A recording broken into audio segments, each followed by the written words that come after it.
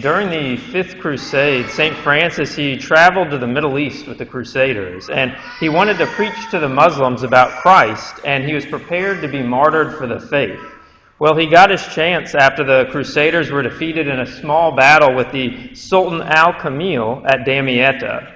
Francis and another friar, they went to the Muslim camp, and when they arrived, they were mistreated, but were eventually brought to the Sultan, who allowed them to live.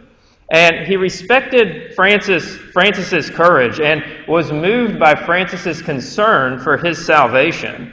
And Francis, he ended up staying for a few weeks, long enough for the Christians to think that he was dead. But near the end of his stay, the Sultan, he wanted to convert to Christianity, but he worried that if he did, he'd be killed and the nation would be divided.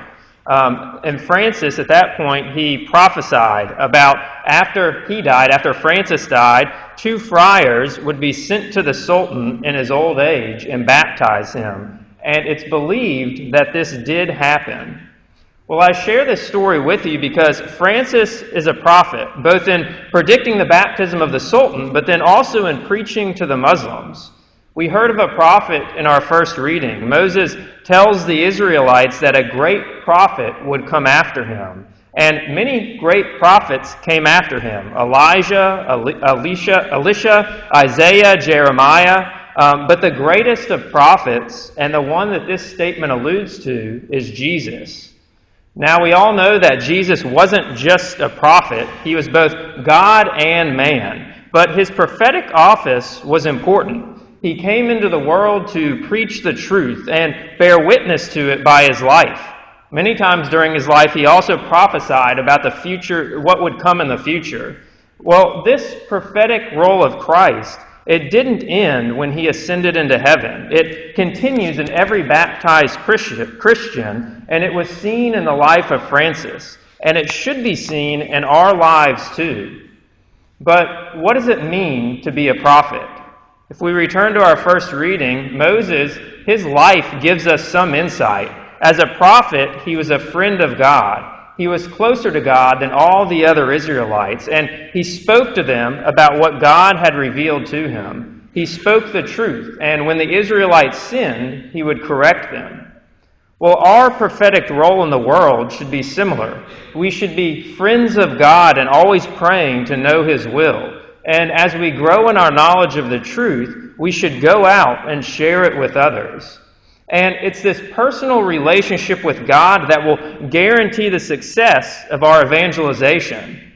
When Francis spoke with the Sultan, he didn't use high theological concepts and try to impress him with his knowledge, but he approached him with holy simplicity. He knew that he was the face of Christ to the Sultan and to his men. I read that Francis spoke from the fervor of his heart, for he had been chosen by God to be simple and unlearned, using none of the erudite words of human wisdom, and in all things he bore himself with simplicity.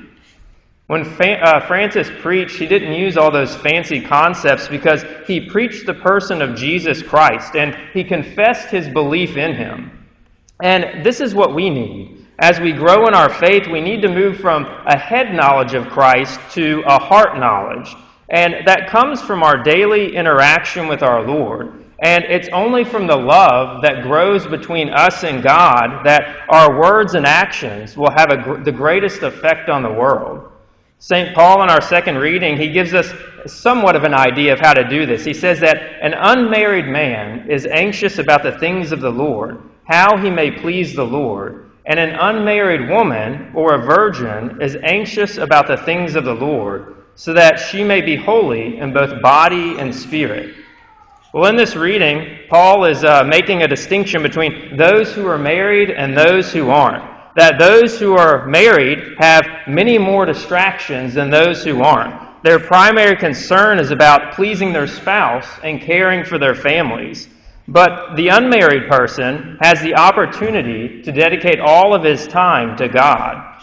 And there's a lot of truth in this statement. I think anyone who's married would probably tell you that it can be hard to make time for private prayer when you have family and kids to care for, and you're going from sun up to sundown taking care of them. and it can cause you to be anxious and somewhat divided between God and your family. Well, the married person, and I would argue anyone for that matter, can grow in their relationship with God by trying to please Him and the little daily duties they're required to do. For example, if you have to feed your children, then do that job well and with love.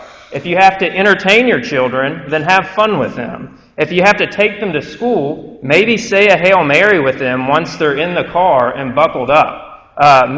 Take opportunity to pray with your children and teach them about prayer. God, He's always present to us throughout the day, and we can be present to Him by turning our daily duties and the circumstances we find ourselves in into little prayers to God, by doing everything out of love for Him.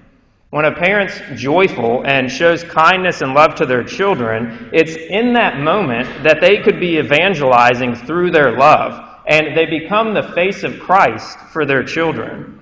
St. Josemaria Escriva, he once said that you must realize now, more clearly than ever, that God is calling you to serve Him in and from the ordinary, secular, and civil activities of human life.